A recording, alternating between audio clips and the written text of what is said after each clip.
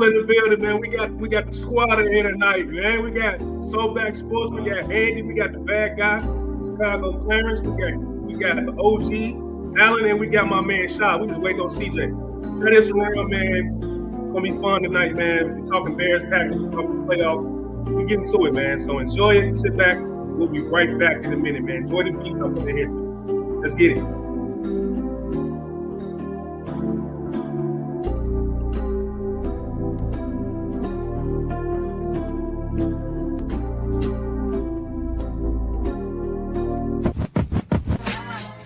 All right. Man, we got a crazy lineup right here right now, man. We got my boy Amron from Soulback Sports up in here right now, man. Coming to talk Bears football. Then we got the big dogs in here, the OGs. We got Andy from Chicago Clarence from the Bears Den podcast. Then we got CNG podcast in here. You know what I'm saying? Me, Shad, and Allen, and we waiting on CJ, man. And we're gonna let the guests. The city of brotherly love flew right past the Rocky statue and punched the defending world champions. Like being 9-3 in going into December before we face the Packers is what more can you really ask, right? And we beat the Super Bowl champions in their own turf It's like him being the last part of this process to make this team go over the top. Has he met your expectations, or what do you see him as going forward, man? Because we cannot hide his inaccuracy. His deficiencies, man. You can't hide it. Ben Johnson let him throw the ball 36 times downfield, man.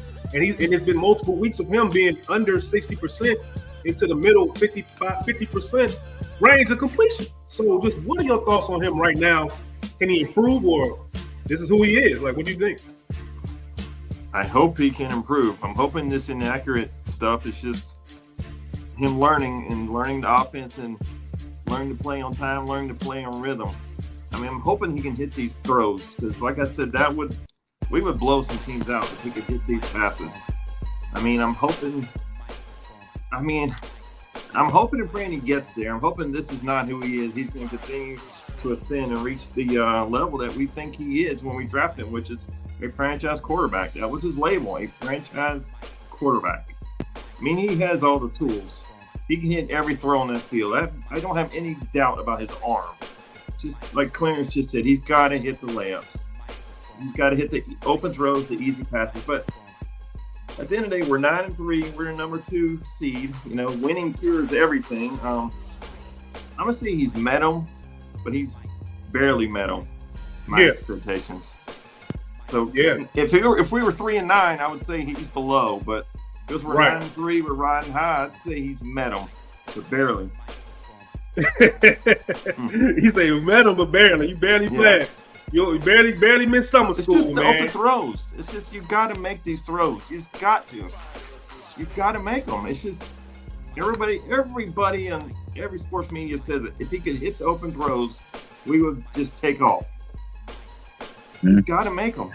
We got Bobby saying Caleb is on the buzz G, but he's taking some earlier stops. We need him. We need him. He's been there, but it's a but. It's always a but, man. You cannot always, not just Bobby. I'm saying you can't just give a sentence with Caleb Williams right now like he's just inaccurate. He's great, but he got a great arm. But he can scramble. But he sees the field sometimes. But those buts start to add up to no's to me. You know what I'm saying? At some point, it just adds up, man. And he's the most important person on this team. He touches the ball every single time. I'm not going to move off my stance as far as how the team is being developed, from the offensive line to the running backs to Dan Rochard to Eric Bieniemy to Dan Rochard holding this team together with goddamn popsicle sticks and napkins, man. And I think he's starting to get to the point where you see him at the post games and everything like that. He's getting frustrated because he's realizing he's always antsy. And Ben Johnson's the rock star of the team. So the more and further we go along, we're going to see Caleb Williams' personality really, really ramp up here.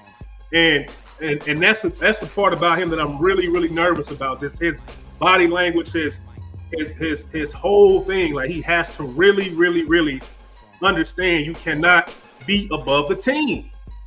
You're a part of the system. You're not the system. You know what I'm saying? Your damn coach was in the locker room with his shirt off.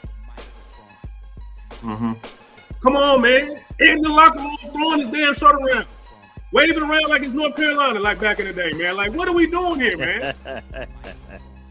He cannot be the reason why we keep winning in spite of him, bro.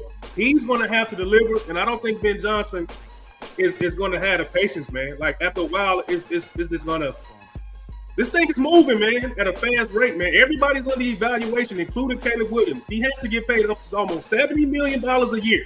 Yeah. If you look at his last 5 games, he's under 60% completion. Are you paying a quarterback that much money? I wouldn't do it, man. I wouldn't do it. But let's move on to what we really in here for. I just want to get everybody's thoughts. I know me and Shad and I think Alan, we talked about it in private about him. So we're just going to move on, man, and talk about the Green Bay Packers next week, man. We're going to get into that. And we're going to pick the best quarterback. Who's the best quarterback? Who's the best head coach? You know what I'm saying? We're going to get it cracking, man. We're going to get down. We're going to pick. You know what I'm saying? Look, I got the picture of the coach, the demon, the psychopath with his shirt off right here, going against Matt LaFleur. Then we got the quarterback. So, Aaron, man, I'm going to start with you. Take your time, bro. What coach are you going with in this game, man? Who is the better coach, Aaron? What you got for me, bro? I mean, is there really a question at this point? Because, like, Ben Johnson, you know, has experience, especially in being an offensive coordinator and beating Matt LaFleur. And remember in his opening press conference where he was like, I really enjoy beating Matt LaFleur twice a year.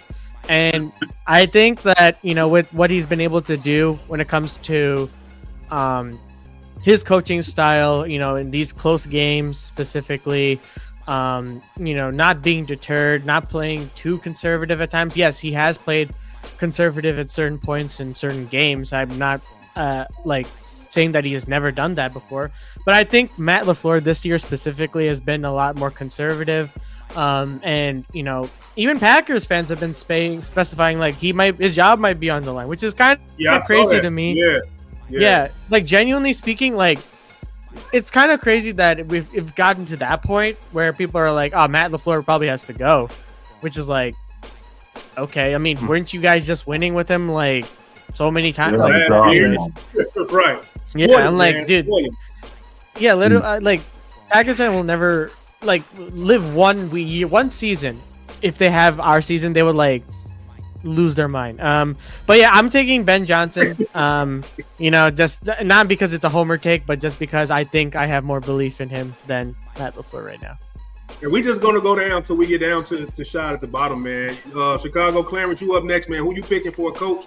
And we're gonna go through the quarterbacks, man. Who you got, man? Because Matt LaFleur, I don't know, man. He's been running circles around the NFC North for a long time, man. With Aaron Rodgers as a quarterback, and you got Jordan Love as his other quarterback, man. So he knows the division very well. But who you rolling? Are you running with the young hot thing, the new prom king right here, or are you going with the old 5th-year veteran, 5th-year senior, you know, and Matt LaFleur, dog?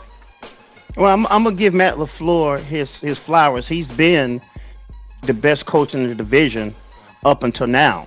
You know, the Green Bay Packers have benefited from having back-to-back Hall of Fame quarterbacks. Not any. I don't think there's another NFL team who can say that. You replace one quarterback with a Hall of Fame quarterback, and that was in the Green Bay Packers. For us, Ben Johnson has shown you, because he's had to go in Chicago and change the culture. My partner alluded to it when he was talking. Yesterday was the 1-year anniversary where we fired Matt Eberflus after a train wreck of a game against the Detroit Lions. We bring Ben Johnson in here, and he's had to turn around and change the culture, and that's not easy to do. No, but he's done all of that in 12 games. 12 games. I mean, come on, brothers, that's not easy. You can't, I mean, come on, just think about how many jobs that you can't go into McDonald's in 12 weeks and just change the culture and then got everybody believing in what you're trying to do. The drive-thru still backs up. But this man came in there and went in there. Don't work. I'm trying to tell you, you can't go in there at 7 o'clock and get a daggone cola or shake, for God's sake, because the ice machine is broke. I mean, the ice cream machine broke down. So this man came in there in 12 games and changed the culture. And we knew we was a mess because we had football players complaining about wanting to be coached hard, needing to be coached, having player-only meetings, talking about the coaching staff, for God's sake. So we ain't had none of that. None of that. And if he's not the front runner for Coach of the Year, brother, show me. And I know Mike Vrabel's doing good, but the Chicago Bears have always been a train wreck. That's the reason why all of us are salivating being 9-3. We used to getting our asses whooped and looking horrible while we getting it whooped. Yeah. Not on his watch. I'm taking Ben Johnson. Taking Ben Johnson. Andy, what you got, bro? You taking LaFleur? You taking Ben, man. What we got? I just want to tell a little funny story. Since we're talking about ice cream cones, I'm not going to mention any names, but I know somebody that returned an ice cream cone at McDonald's because it was crooked. And that's all I'm going to say. But I'm not going to say, I didn't say any names. I don't know why he's laughing so hard. Coach is really, really good. Right. I don't think there's a slouch at the head coaching position in the NFC North. I'm going to go with Ben Johnson. Like Leonard said, you're talking about a man that has changed a franchise, not just a franchise. Like, this was a train wreck last year, a complete shit show. And he's taken it, and it's just, he's instilled a belief in this franchise that it can win, and it can win right now. And like, we're trying to win right now. We're not waiting next year. We're winning right now. Like, that's... Yeah. It's impressive. I mean, that's hard to do. So I'm going to go with the hottest coach in the NFL right now, Ben Johnson. Man, it's hard to go. It's hard to go against him. But Allen, man, it's on you, big dog, man. Are you changing it? Are you changing it up, or we gonna go 4-for-4 right now, man? What we doing?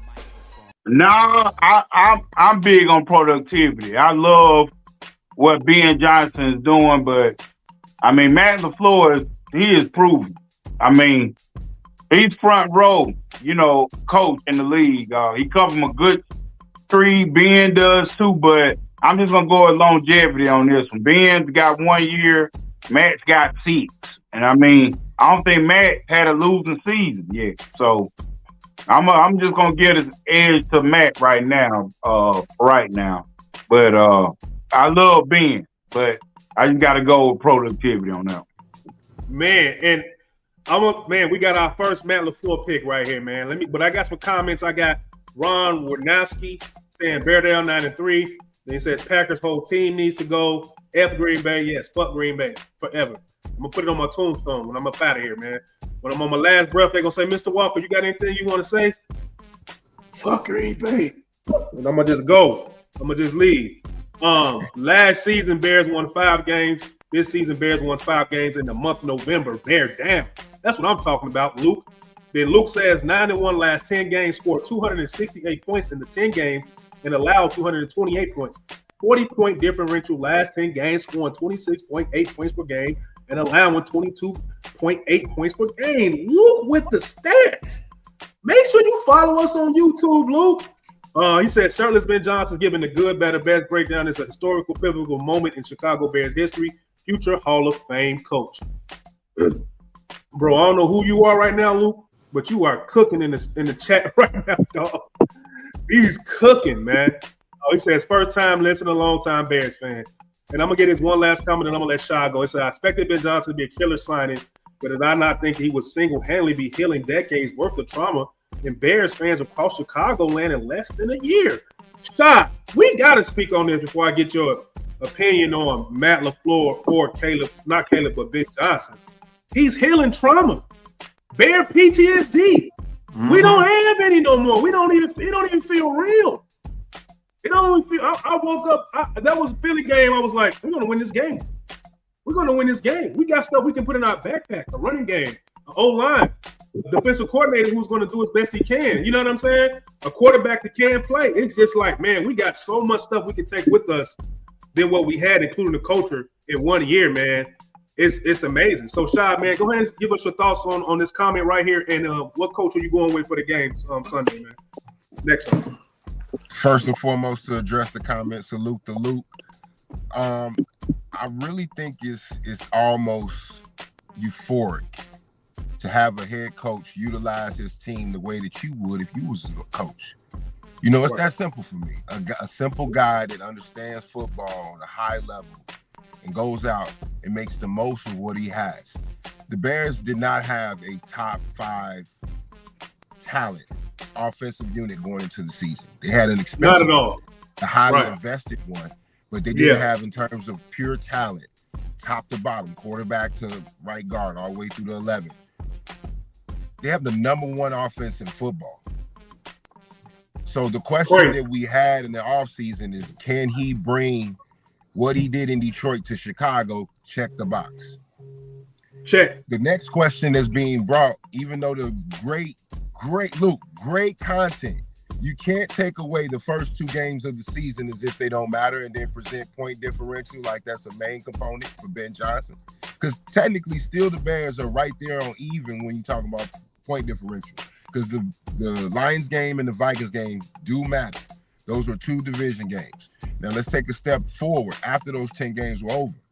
You're looking at LaFleur right now, making a little bit of magic with a lot of mustard soup, because Packers don't necessarily have one thing that they do elite. Last year, they went into a double-ditch winning season. They had a little bit more overall rounded team where they complemented a little bit better, high efficiency numbers in terms of interception and turnover ratio. Also, with Jordan Love having a higher ratio for touchdown to interception rate as well last year. So those 2 things mirrored well for them, and they played well going into the playoffs. Now this year, if you look at the Bears, I think literally they're having the same season the Vikings had last year. If you look at the way that the Vikings won, it was a lot of close games, high turnover margins with Brian Flores' defense. The only thing missing is the sack numbers. So for me, if I'm looking at just like who makes the difference in terms of overall head coach, you got to look at Ben Johnson having the advantage for this particular game. Right now, he's on a heater. He put 200-something yards on Vic Fangio's defense on the road. That's going to give cause for the Green Bay Packers defense this week with 9 days to game plan. It's going to be all about stopping Swift and Monangai, point blank period. Opening an opportunity for 18 to have his breakout game of his career on the road against Green Bay. The first thing he tweeted about this offseason was about Green Bay. He followed up and co-signed what Ben Johnson said about beating LaFleur twice in the season, beating Green Bay. So for me, Caleb has embraced this created rivalry leadership role. You know what I'm saying? Where he wants to be the face of the guy that takes or supersedes the Packers. And this is the first game or opportunity of the season for them to do it. I think they're in a good spot. I think you give him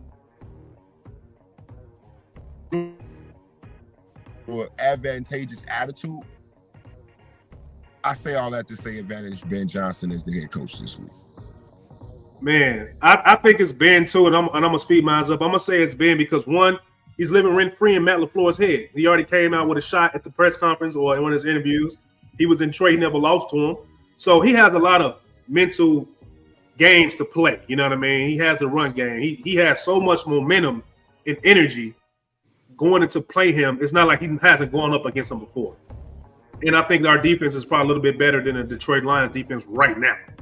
So you put all of that together, I think it's Ben Johnson. Matt LaFleur doesn't scare me, man. He just comes in. He's been part of the organization that has been great developing talent, offensive lines, drafting Hall of Fame core. They just been doing it, bro. But once everything is on the up and up, that's when things change. Everything is on the up and up now. You know what I mean? We got a run game. We got a quarterback. We got an O-line. We got a defense. Now we have it all. You know what I'm saying? We have it all. So I'm very, very confident in us going to Lambeau and winning again. So my coach has been Johnson for those reasons, and I'm going to go pass it around. You can be quick with your answer. And my quarterback is going to be Caleb Williams. Man, to pick him as my quarterback, I have to pick him. You know, the one thing he does have going for him, he's great at play action. He's great over the middle of the field. He hasn't stacked as many completions as I want him to, and people thought I was crazy when I said in the offseason that he's going to have to stack completions, and we haven't really seen him do that often and consistently enough for me to believe in him a little bit more. But I believe in Caleb Williams. He won't throw an interception. He won't take sacks. He won't be the reason why we lose the game. So if it's coming down to it, I think we're going to get the edge over Jordan Love, who's going to attack us downfield more than, and that plays into the part of our secondary with everybody back now. Kyler Gordon, JJ, Gardner Jr., Nashawn Wright, everybody's back there, man. So it's gonna be a long day for Jordan Love, man. It's gonna be a long fucking day for him with his back foot throwing ass, and I can't stand it. So go ahead, back foot throw Sunday, big dog. I double dare you. So my quarterback is Caleb Williams. Aaron, who's your quarterback, man?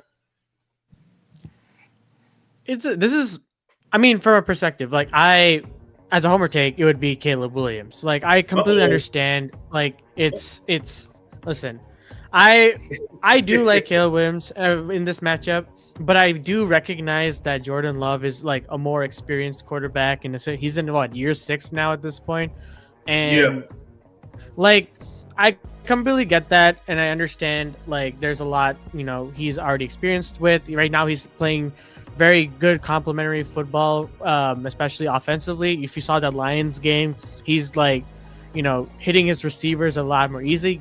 Granted, it is the Detroit Lions defense who's been kind of banged up recently, but at the same time, you can't like stress like how good it's been for the Packers offensively, at least the last game. Like the only reason I'm taking Caleb Williams is just for the sole purpose that we have the head coach that we mentioned. I think that, the rivalry between the Packers and the Bears is going to be very thrilling in the first place. And remember, Caleb Williams, the last 2 times actually he played, like he's been really solid against the NFC North as a whole. And I think against the Packers, there's more extra motivation for Caleb to, perform because of how much these Bears-Packers games mean to the Bears fan base. Like he's retweeting stuff, like he understands, he sees what we talk about as well. And I think that he will come out here trying to put the team on his back offensively if it comes to it. And in terms of a clutch factor, there's no one like him. If he's like 5-1 right now, as someone said here, like in clutch factor, I'll take him. Give me Caleb Williams in this set. Man, yeah, give me Caleb. Who you got, Chicago, Clarence, man? What we doing, man? Who you rolling with, man? I'm going with Caleb Williams right now, because I believe that once if you think about what Caleb Williams has had to go through his short time in Chicago with as many as offensive coordinators he's had to deal with, this is his 3rd head coach. Jordan Love ain't never had to experience anything like that, and I think their play right now is pretty on par. I think Jordan Love throws a better deep ball overall, but I think that the intangibles that Caleb Williams have, between the ears is what you need in an NFL quarterback. And if you're telling me that Jordan Love and Caleb Williams play right now is pretty much neck and neck, and one of them is making $55 million a year, I got a problem with that.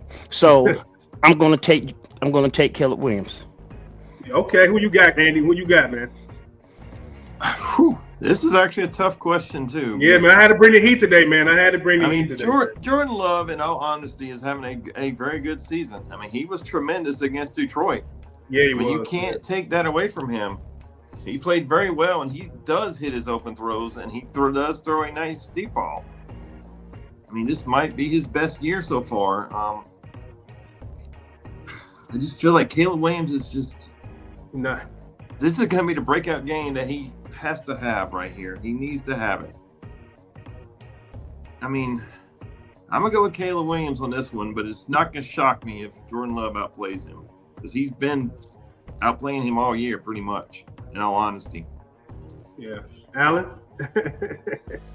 I'm going to go with Caleb Williams just because of what Andy said. It's the intangibles, man. Jordan Love, I think, has the experience and the production, but I'm going with potential on this one. Potential is dangerous, but I'm gonna go with Caleb because I feel like Caleb's got a really strong arm. He just got to work on his accuracy. Can be fixed. Strong arm can be fixed, but not like accuracy. Accuracy is something that you got to really work on. Now.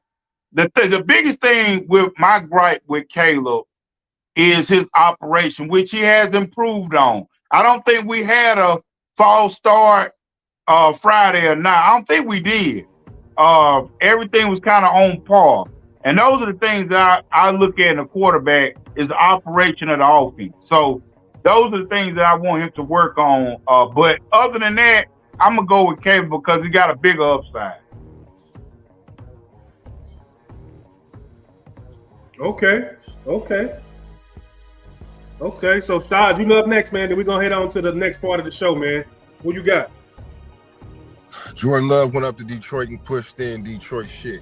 4 touchdowns. He did. Full complement of receivers. Running game wasn't that strong. So what that tells me is if you don't get him off his balance, or if you don't pressure him, he's gonna carve you the fuck up. And even though we got healthy DBs, let's consider the fact we did not touch the quarterback this week. I want nobody to ignore that. Montez has to wake up again and cannot have a situation going on the road again and thinking without pass rush, you're gonna be Green Bay. Now the situation as it is that, again, Caleb Williams last week against the top 10 caliber defense in Philly had less than 150 yards passing, less than 60% completions. I don't have confidence in that on the road. I think his breakout opportunity is this week, Andy. You're absolutely right. That's what I was talking about earlier. But I think that he has his first moment when they get them in 2 weeks at home in Chicago, because I think Green Bay's pass rush and run stopping ability is going to make it a tough-ass game. In the last couple of weeks, we've seen him get loose with ball security, and also I don't like his footwork. The 2 things that he has to pinpoint and work on this week. He's got 9 days, but I'm a book 10 as being somewhat more of a sure thing at quarterback this particular matchup. Okay, so we got 2 with Jordan Love, and we got 4 saying Caleb. Okay, I'm gonna get a couple of comments, and we're gonna move on. We got Rev Trev, who's a cool Packer fan, man. He follows him, man. He's part of the Freeze and Cold podcast. Good evening, guys. I was impressed by the Big Bears win versus Eagles. Makes next week significant. Can't wait.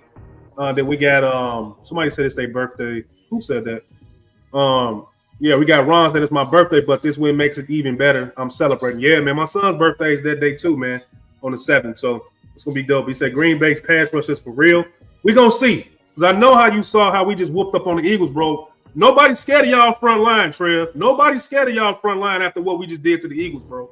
On the road. Not only is our O-line punished, we punished on the road. So we putting that in our backpack, bro. We not worried about it, man. We not worried about it at all, man. We got Luke saying Caleb's legs being my call at QB keeper inside the goal line for a rush TD. Give me Caleb 2 total touchdowns of Green Bay rushing and the passing TD. I'll take that.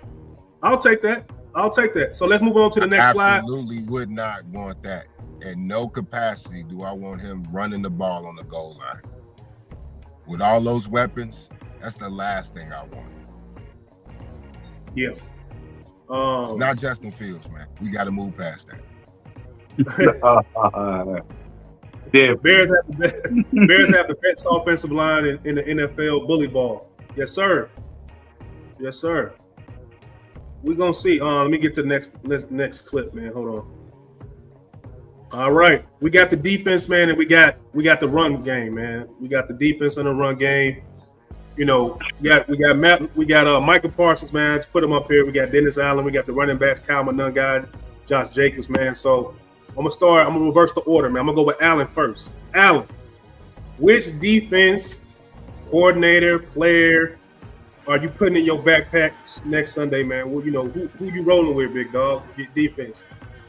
I'm running with my boy Dennis Allen. Shit, Dennis Allen. He's got something up his sleeve with this additions of Jalen and potentially having Tyree Stevenson come back.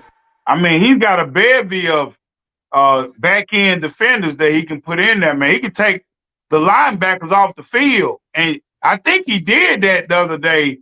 He took them all off the field and just had DBs out there with the D line. I mean, he can get so creative, and you know, I don't want him to do that because we're gonna be kind of lack against the run. But it was a creative move by Dennis Allen, so I'm gonna give all the kudos to Dennis Allen. His brain for defense and his ability to deal with adverse situations, and he can bring players along, and everybody has a job and an understanding week to week. I don't think people understand how hard linebacker is. Linebacker is a tough position to come in, and when you have to get the microphone, and you got to be able to radiate those calls to your teammates. You got to make line calls, you know what I'm saying, to your defensive linemen. You know, it's a tough job that you got to do, and he's just been sending guys in there with a different microphone. He's had 3 different mics this year. That some coaches don't get to their 3rd Mike to shit the next year. So, I mean, you know, he's done that in almost 12, 13 weeks. So, I'm going to go with Dennis Allen and our guys, man. I just think the camaraderie, the ability to, you know, to cover guys. And he sends timely pressure, but I know on his wish list, he wants another defensive end. So, he'll get that. But for right now, he's done a hell of a job. Man, I'm gonna ask you, you know, who you running with your run game. Josh Jacobs could break a game open, but we got the gruesome twosome right here right now, Allen, man. We got freaking Frack, man. We got thing 1 and thing 2. So, you know, what running game do you think is gonna be most effective? And I'm gonna go to Chicago Clarence. Well, I'm gonna be honest, man. Josh Jacobs is a damn bull in a china shop. I love our running backs. But Josh Jacobs is an earner in the league. He's an earner. Wherever he goes, he's violent, and he's a durable running back also. So I like Cal Monungai, you know, because I hear him on the TV. I hear him. I hear his pad contacts and stuff like that. I hear the young man when he runs the football. So I'm really intrigued by Monungai's durability and his attacking with his shoulder pads. He's a damn dog. So I'm gonna give it Josh for right now because he's elder and he's a Pro Bowl. We can't shit on that. So right now I would say Jacobs would be probably the better choice right now. Yeah, and Chicago Clint, and the chat. Shout out to the chat right now, man. We got people telling go Pack, go. Hell no, hell no. That's what I'm gonna say. Hell no, hell no. He said the Bears are the number one in NFL takeaways, and Al Harris is a certified dog coach in the secondary as a mentor. Bayard is a certified ball hawk. C.J. Gardner was a great addition to the defense. Thank you, Luke. Chicago Clarence, man, what you got? The defense, Dennis Allen, Marcus Parsons, those guys over there, and the run game, man. You know what you rolling with, man? Who gives you the most worry? Who gives you the most confidence? Or what you thinking, man? Well, if you want to talk about what Dennis Allen has had to field the last couple of games, going up against Pittsburgh and going up against Philadelphia, and you didn't have your top 4 linebackers, I mean, come on, man. I mean, you know, we had to go against Saquon Barkley, and we didn't have Hippolyte. We didn't have neither one of our starting linebackers. We didn't have Sewell. I mean, come on, man. For most of the year, we were rolling out there without our number 1 defensive back. And then the other guy who was going to be the number 2 in training camp, we lost him. I mean, what he has done on the defensive side of the football is nothing short of amazing. I'm taking our defense. As far as the running backs go, Josh Jacobs, he's that dude. He is absolutely that dude. And every time we going up against him, he has given us problems and caused the worry. But when you can take 2 running backs and go into the city of brotherly love with what that defensive line did to that same running back in Josh Jacobs and basically shut him down. When you can go into their building and not only the starting running back, but the backup runs for over 100 yards on that defensive line, I'm taking our running game, bro, all day long. And the one thing about Michael Parsons that people need to remember is, yes, he's really good in pass defense, but he is not good in run defense. We're going to run the ball right at his ass. Yeah, and Amber, before you go, man, he's got to leave at the top of the hour. Just give me your defense, what you rolling with Dennis Allen, Michael Parsons. How did he terrify you? Are you scared? I'm personally not scared, Amber. Like, what we just did to the not Pittsburgh, but the Philadelphia Eagles, my confidence is so high, man. They're going to neutralize him. You know, with Cole Kmet chip blocking them and the coasting level, he's not going to be able to get there. But what are your thoughts on the defense, your confidence, and what run game are you going with next Sunday against the Packers, man? Cal Monungai or Josh Jacobs? Yeah, I mean, I would personally, it really depends, because if we are able to get our linebackers, at least one of the linebackers back, I think it would be very beneficial for our defense. But I'm going to take our defense specifically. I think, like many of y'all have said, like, Dennis Allen has done an insane job with so less, and because of that scheme alone and, you know, being very opportunistic, I think that overall the defense is going to be very outstanding, hopefully, against the Green Bay Packers and cause a lot of problems. And being very opportunistic as well. We're leading the league in takeaways right now, and we were able to cause multiple turnovers against the Super Bowl champions. And I get it; they weren't at full strength, or they weren't wherever they need to be, whatever. But it doesn't matter at the end of the day, because our team is playing whoever is in front of us right now, and our defense is not giving up whatsoever. And yes, I understand Micah Parsons is definitely a dog. He is one of the most touted edge rushers or defensive ends in the league right now. But you got to keep in mind that our offensive line has improved very much from what it was last year. And, with what Darnell Wright did to Jalen Carter, did you see the stat, the pancake essentially that he did? Yeah. It's insane. It's Darnell Wright, this offensive line, can't say enough how great it's been. So I'm taking the Bears defense to go along with it. I think the Packers O-line is a little bit banged up right now, comparatively. So I'm taking the defense. But for the running back spot, I like our chances, honestly. I think while I agree Josh Jacobs is a really good running back and a Pro Bowler and whatnot, really good running back, I think that our 1-2 punch with DeAndre Swift and Kyle Monangai is really good. And with our offensive line blocking very well in the last couple of games, I think our run game is going to be really solid against this Green Bay Packers defense.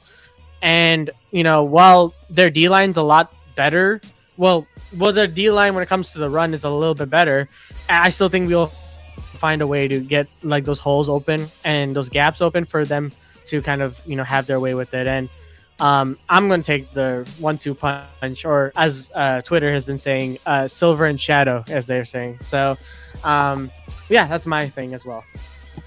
And thank you for pulling up to the show, man. I just wanted to talk to you. It's been a while since you've been on the podcast. One of my favorite people to get up here and talk Bears talk with, man. One of the coolest people I know. So thank you for coming, man, stopping by. And make sure you guys follow my boy, Soback Sports, on YouTube, on X. And holla at my boy, man. Appreciate you, dog. Appreciate you, man. Thank you again for having me, and good night, gentlemen. Peace. My bad. I didn't click the wrong person. Man, and then there's 5. So we're going to keep it going, man. I don't think I asked Shad the same question. So, Shad, give me the defense. But we got some Green Bay Packer fans in here talking crazy, bro. Talking about some Packers going to eat the Bears up. But then we got my man Luke saying Ben Johnson going to hit the Green Bay with the swiftness and the cream on the guy. Somebody saying you cannot stop Parsons, my dudes. And talking about some let's go. Pack fan Iowa 1251. Well, y'all in for a lot of hurt, bro. Bears got all the momentum, man. You guys are in for a lot of pain, man. So let's continue to keep it going on the show right now, man. Shad, what you got for your defense and who you running game? Jeff Lafley versus Dennis Allen. Right now, man, perimeter runs has been something Green Bay has been good against. They were able to negate Jahmyr Gibbs and David Montgomery for breaking any explosive runs to kind of help benefit Jared Goff last week. If they can bring that home and slow down the Bears' run game, and I mean slow down meaning 150 yards, that puts a little bit more onus on your quarterback to make situational throws. Now, the last few weeks, he hasn't been able to make those throws. However, when you look at some of the weaknesses with Green Bay's secondary, the Bears do have exploits. This is the first matchup against your new tight end, your new slot receiver. I would love to see those targets maintained at the same level. Luther Burden getting 6 targets. Colston Loveland getting 5 targets. I would like to see that be a consistent attack towards this defense, because if it ends up on 3rd and longs, it's going to be a long day at the yard. So right now, I'm going to probably go Lafley's defense because he's doing more with less. I mean, he's put together a more consistent unit outside of the takeaways that the Chicago Bears have generated. I think that defense is built more for playoff football. I could be wrong, but I'm going to go advantage Green Bay for the defense. At the running back position, it's hard to argue with the number 1 rushing team in football, point blank, period. At this point, you just be fooling yourselves to think that this run game is a fluke. You may not like DeAndre Swift. You may not feel that Monangai is the running back that you wanted in the draft. But when you put that behind what they have constructed at the offensive line positions, right now, this is a vaunted run game. They were able to put Jordan Davis and Jalen Carter, which is 900 pounds of Italian beef, out of the way and get it 250 yards on the ground. I expect that to continue as long as Ben Johnson stays committed to the ground game. Now, that's why I think early there's going to be opportunities to hit them over the top. So it's possible we could see the run game extended through throwing the ball to your running backs this week. The screen game could be huge, especially if the weather's shitty. So I'm going to go advantage running back game Chicago. I love it. So everybody spoke on this, so we can move on to the next part. Then we're going to get to the playoff talk, right? Everybody good? Mm-hmm. All right, so let's get to the next part, man. We got the wide receivers and the tight ends, man. We got DJ Moore, we got Rome, we got Luther, we got Cole, Kmet, and we got Coastal. Then you got these busters on the other side. I don't even really know Christian Watson or Romeo Dobbs. I don't really know all these lames, these busters right here. And they got Musgrave because I think Kraft is hurt in their number 2 or their number 3 tight end. So I'm gonna start off with the bad guy, Chicago Clarence, man. Like, what's your thoughts on the wide receivers from the Chicago Bears and the tight end, and who you give the edge to? The Packers wide receiver core and tight end, or ours? Well, the Packers wide receiver core, I mean, man, those guys they are soft as cottonelle. I ain't never seen so many wide receivers get hurt and don't even get hit in my life. But our wide receiver core is something to be desired, man. I just wish they were more hungry. You know, I'm gonna give you a play example. Last night in the Philadelphia game, Caleb Williams is in trouble. He kind of throws the ball to the end zone flat-footed. And if Rome would just made the effort to get his ass up and go meet that ball, it's a touchdown. He sits there and waits on it. Mm-hmm. And those are the kind of plays that burn me up with them. I still don't think DJ Moore earns his money. I think he is overpaid for what he's given us. But a lot of this rests on Caleb as well, man. I mean, these guys are running free, wide open, and too many balls behind them. Too many times he's throwing over their heads. I mean, so I'm going to give Green Bay's guys the edge. Tight ends, I think, is us all day long. The way our guys can block. You seen Cole Kmet put one of the nails with a final nail in their coffin with that touchdown. I think that play action was predicated off the way we were running the ball on them, and he leaks out and gets the touchdown. I like the way that they are blocking, so I'm gonna give our tight ends the edge as well. Dope, man. So Allen, man, same thing to you, man. Who you giving the edge to, man? Wide receivers and tight ends, man. Who do you like better in this game? What you going with, tight ends and wide receivers, man? Well, you know how I feel about our wide receivers. I think our wide receivers are really good. I don't like the drop. That's the thing I worry about more is the drop. Rome is he's not a hands catcher, he's a chest catcher, and that's always up in the air for completion. DJ, he's tough as shit. That's the only thing I love about him, man. He can get open, but I just don't think him and Caleb I don't think he's a good fit for Caleb. Caleb is a guy that likes to lead his receivers, where DJ is a guy that comes back to the football and runs after the kick. He's a little bit of a flat line type of wide receiver. Within 5-10 yards is where he makes his money. The tight ends, I'm definitely going to go with our tight ends right now because Kraft is hurt. I think Kraft is definitely a top flight tight end in this league. Colson has got potential right now. Cole is not worth his money, but Cole is steady. And Cole will knock the shit out of you blocking. He's become a real good blocker compared to last year where he was getting put on his ass a lot. But now he has really worked on that part of his game. And I think Ben might want to keep Cole around because I think Cole has really accepted this role. Cole is Loveland has took the reins. Like, we know Loveland is going to be tight end 1. We all know that. But Kmet knows that too, and he's still giving you top flight effort. You know, he's not cheated none of us with his effort this year. So that's what I love about our guys. Everybody is bought in to a logic. You know what I'm saying? No block, no rock. That means I'm knocking the shit out of everybody. You know, even Rome had a couple of games. He was out there doing a good job blocking. I mean, everybody's buying into the logic. So I'm just going to go with us with the wide receivers and tight end. And I'm gonna speak on that real quick because it was so much a concern. You spoke on him just not being good as a blocker. You was like, he's not gonna be able to last in Ben Johnson's offense. But the fact that he turned the corner and became a good blocker as he is, and we missed him when he was out as far as blocking, let you know that he's really bought in, like you're saying, and he really wants to accept his role and be here. So I agree with you because Alan, you was like, his ass ain't gonna make it. He ain't gonna make it. And it changed. So Andy, what's your thoughts, man? You know, what wide receiver group you're gonna go with? And what tight end group are you going with, man? And who gets the edge to you, man? The wide receiver, I give the edge to us. I mean, I like our wide receivers a lot. DJ, Rome, and Luther. And then Zacchaeus, I thought played pretty well after his very poor game, the prior game. But I mean, Rome to me has been more of a disappointment. He has way too many drops. For somebody that we want to one day ascend to number one, he's got to start catching the ball and bring it in and make the plays. Luther Bird's that simple. Like he has the talent. He's just, I don't know what is with him in the drops this year. And DJ Moore, I've always liked. I liked him when he played here in Charlotte with the Panthers. It just seems like him and Caleb are never going to build that chemistry that him and Justin had. Like, it's just, I don't know why. I can't explain it. It just doesn't seem like it's going to happen. I mean, but I think he gives everything he's got. I mean, the guy went to a hospital after a game. He kept coming back in. That doesn't sound like me. That's somebody that wants off the team.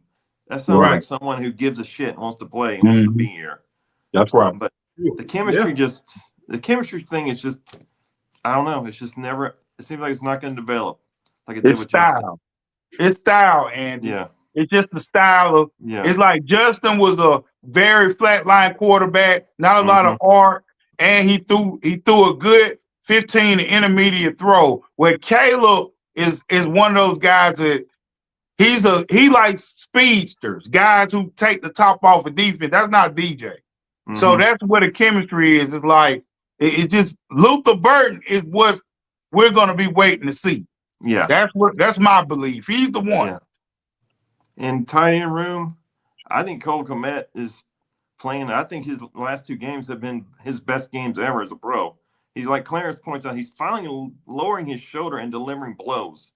He's finally getting physical. For somebody for his size, he should be a lot more physical. He should be putting these players on their ass. He gave a dude a concussion the other week. He gave a dude a concussion. Yeah. And then Colston Loveland, I think, is our best pass receiver, our best pass catcher. Like, he's got Velcro for hands. If that ball's near him, he catches it and he brings it in. I'm starting to like him more and more and more. Like, I think he could be tremendous. Like, I really like this kid a lot. Like, he's shown me a lot over these past few games. So, the tight end room, I'm going with the Bears all day. Yeah. Yeah, and I'm going to wrap it up with this one. Then we're going to go into the playoffs, and we're going to get up out of here, man. I don't know if Shad wants to chime in. He got his mic off, his camera off. But I'm going to go with our wide receiver room, man, and our tight end room. I just think that our secondary is going to get these guys in this green, his ugly-ass uniform fit Sunday. I just don't think the way Dennis Allen's going to disguise all of this for these wide receivers, bro. It's going to be crazy, man. You got your tall corner in Nashawn. He got like 5 interceptions, bro. Then you got JJ back who can play. Then you got Kyler back. Then you got Gardner Johnson. You know what I'm saying?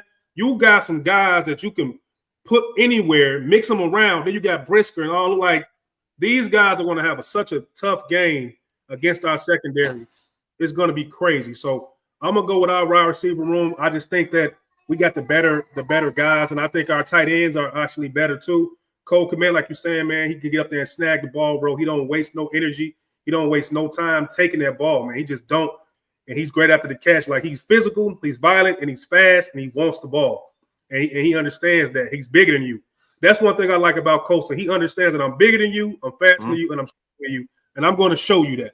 Unlike Cole Kmet, like Chicago Clansman been saying last 2 seasons, that Cole don't really play like that. He's doing it now But this guy come in already playing like that. So Colston Loveland, I expect him to have another good game, and I expect Colston man to actually come in and continue what he's doing as a veteran and being a blocker. But I'm gonna go with our wide receiver room, man. I just think that Luther Burden is going to have more catches. He's going to get more opportunities, and we'll see what Rome is going to do. But it's tough to pick him, man. So with that being said, we're gonna go down to the to the playoff part of the show. We're actually talking about playoffs, ladies and gentlemen.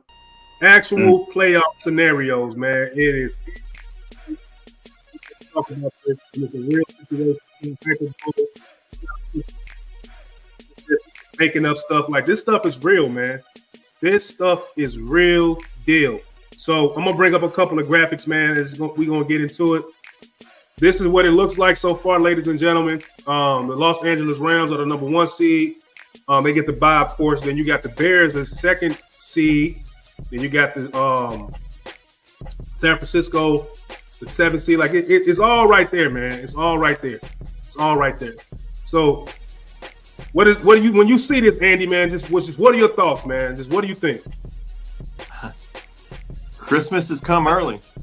I mean, if you told me we would be the number 2 seed at Thanksgiving, I would have probably called you a liar. I mean, I would have. I mean, we were only picked to do 8.5 wins in Las Vegas. That was the over-under. I think the best team in football is probably the Rams. I think that's the only team that all the teams on this list I'm not scared to play. But the Rams scare me. The Rams scare me the most. I think they're probably the best team. They're definitely the best team in the NFC, if not the entire NFL. Right. I would be confident of going to hosting any of these teams in Chicago. If somehow we could get the Rams in Chicago and take them out of the warm weather, out of the dome, that would be huge. But, yeah, I mean, I like our team. And you know what? You go for it.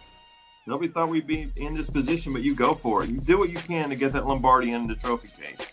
Yeah, we might be a year early. Yeah, our defense is suspect, and we can't rush the passer, but we're number 2 seed. You go for it. You go for broke. You do what you can to get that Lombardi in a trophy case. Because we are in position to do it. Yeah. So Chicago clearance, man. You see all of this, these graphics I got up here, man. You see the number 1 seed, the 2 seed, the 3 seed, the 4th seed, the 5th seed, the 6th seed. You see it, man. And then you see this right here, outside looking in. Shout out to my guy Shad for giving me these, man, because I was needing information about a playoff scenario. You got the Lions, man. The Lions looking in, man. 7-5 getting swept by the Packers hurts. Then you got the number 9 Cowboys, 6-5, stayed alive with the win over the Chiefs. Yeah, it's crazy. Then the Panthers 6-6. The Falcons, all these teams 4-7, 4-7, 3-8. Commanders, man, and it's funny Chicago clearance what 1 year do to a team. We seeing the opposite of that. How it's going for us. Now you just look how the Commanders pretty much just fell apart, man. The Saints 4-9. So with this stuff right here, Chicago clearance division leaders. You know the Rams, the Bears, the Eagles, and the Buccaneers are the division leaders in the NFC. So just what's your overall thoughts, man, about the playoff scenario? What would you like to see? Who you don't want to see, and everything like that, man? What's going on? Well, when I look at this, a couple of things comes to mind. I'm all about having the receipts. And when the season started, we were picked to finish last in our division. Mm-hmm. Everybody was touting Minnesota. Everybody was still in love with the Detroit Lions, and Green Bay was a team that could challenge the Lions. When you start talking about competency, which is one thing that we have always screamed about, I have always thought that if we had just had competency on the sideline, we could be a much better team. You know, I will never, ever forgive Ryan Pace for making the trade that brought Trubisky to Chicago. If I see him tomorrow, I whoops his ass. You know, plain and simple. What we gave up to do that trade was the single most dumbest trade in the history of professional sports. And I don't care which sport you're talking about. It was lunacy what he did. And I whoops his ass on spot. If I say on site, if I see him, I can't stand it. But there's one thing that you got to say. He put together some rosters for the Chicago Bears. What we were missing was competency at the head coach position. Fast forward to when we all felt Eberflus should have been fired a year earlier. You can see what happened in his last year versus to what you bring in this year, and look at what we are right now. The only team that bothers me, that gives me any kind, and I'm not sleeping on Seattle because Seattle has a very good defense, but you get them out of the state of Washington, they're a different team. But the Los Angeles Rams is a complete team. They play great. They got so many ways to beat you on offense, and they got a good defense. The only thing about them is that's not sustainable is they cannot run the football. That's going to come back to bite them in the playoffs. We can. If you can run the football and you can stop the run, you can beat any football team no matter what they are. So with that said, if the Los Angeles Rams slip up and we slide in that number 1 spot, watch out, man. And I happen to think we are a year early to be sitting here and with a chance to win our division, and we are a year ahead of schedule. I think it's huge. Man, I couldn't have said it no better, man. It's just looking at this, man, where we come in a year. And we look at these other teams, man. It's a week-by-week league. And everybody talked about the Chicago Bears and teams that, oh, y'all are frauds. Y'all ain't beat nobody. Y'all ain't beat nobody. We just beat the Eagles, man. Then we beat the Steelers, a good defense. And you saw what Mike Tomlin said about Caleb Williams and his ability to throw over the middle of the field, that he's exceptional at that. It's just amazing what a year can do. Like, this is why you can't believe in the narrative that all the games don't matter. Every single game on your calendar matters. You have to win the winnable games. You have to come out of some games that you shouldn't win. And we've done a lot of that this season. We just did. And now seeing the benefits of that, just looking at the Commanders. Jalen, what's his name? I forgot the kid's name out there. Jane Daniels. Then you got then, like you saying, Chicago, Clint, we had the Vikings fans. They was putting JJ McCarthy over everybody in the damn division. And he's looking like a bust. He has Justin Jefferson. He has Acton. He has all those guys in Minnesota. And they probably looking for another quarterback. It's insane what a year can do, man. Like, you can't make this shit up. And I think what we got now, like you said, Chicago fans, as far as just the competency and the foundation and the culture, this is not a one-year thing for us. It's not a flash in the pan season based off what the type of coaching staff that we got here coming from Ben Johnson on down, man. We have some goons on that damn staff, bro. From out to Rochar, from Dennis Allen to Al Harris to Antoine Randall to Eric Bieniemy. You know what I'm saying? JT Barrett, Declan. Like, bro, this team is built for the future, man. And if Caleb Williams can come along a little bit quicker and establish himself as a better passer of the football, along with the run game as good as it is, the offensive line as good as it is, the defense that's going to be worlds better in another year, bro. Man, this team. Yeah, we add to that defense. We're going to be a problem, bro. It's a problem. Man. It's a problem. And it's amazing to see. But the playoff, like, I'm with y'all, man. If we can somehow get into that number 1 seed, I'll take it. But, Allen, man, looking at this for the first time for playoffs since, 2018, we've been here, man, with a chance to pretty much win our division, to control our own destiny. Just what's your thoughts, man, on any of this, man? Anybody scare you on here? Anybody you want to play or you don't want to play? You know, how's it looking, man? Yeah, I don't want to play San Francisco. I don't want to play San Francisco. It's something about my guy, man. What's his name? The Shanahan. I used to admire his dad. That's a good coach. Yeah, Mike Shanahan was a fucking boss. So I know his son. Yeah, his son has picked up his genes, man. Like, that dude is cerebral, man. And his team plays physical. I mean, I'm talking about a physical brand of football. For it to be West Coast, they play football on concrete. That's why I like that style of play. I kind of want to see. I would take Green Bay in the playoffs before I take San Francisco. I feel like we match up really well with Green Bay. San Francisco has something we don't. And that's experience at the coaching staff.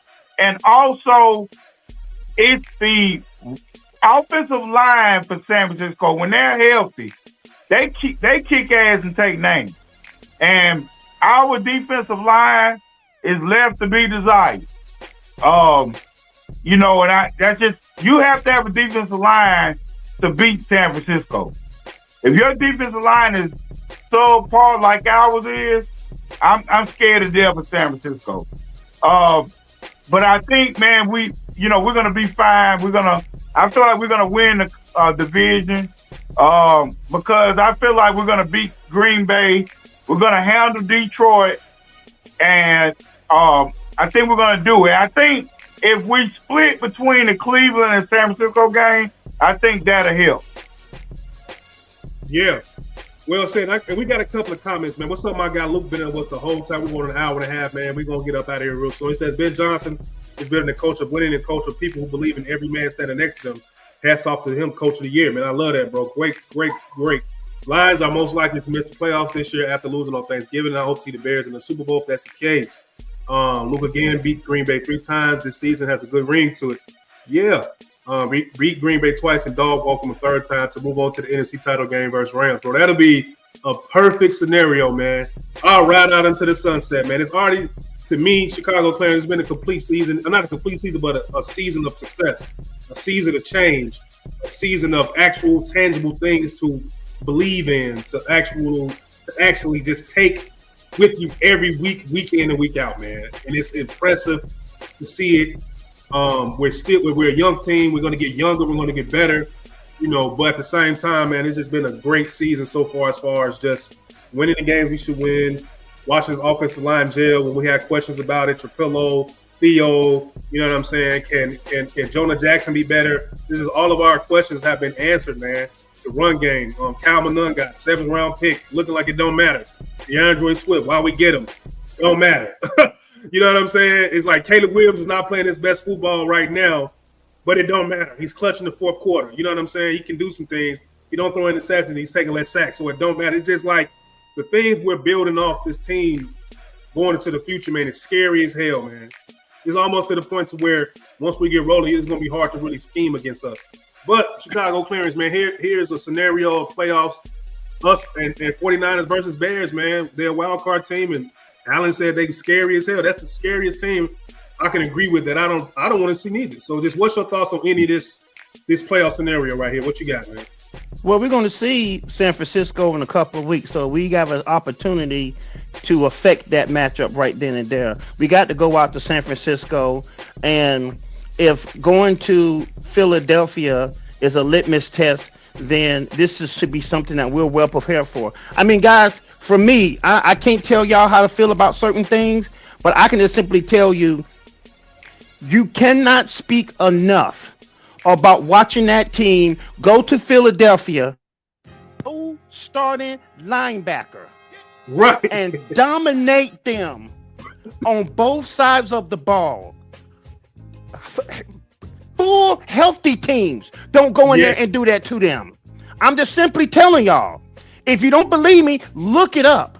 But I have seen healthy football teams who are so-called NFL Super Bowl contenders go in there and get their ass whooped. We went in there and dominated them. And I don't care about nothing about the turmoil or what's being talked about in their locker room. That's their business. Because they had it last year and they still went in there and won the Super Bowl. You know, I don't want to hear nothing about Lane Johnson wasn't there. I don't care because nobody has been as injured as we have on our football team. We came to your house. We came to your house, smacked your woman on her ass, went in your refrigerator, and made your wife make us a sandwich and put our feet on the table and took your remote. That's what we just did to you yesterday. Deal with that.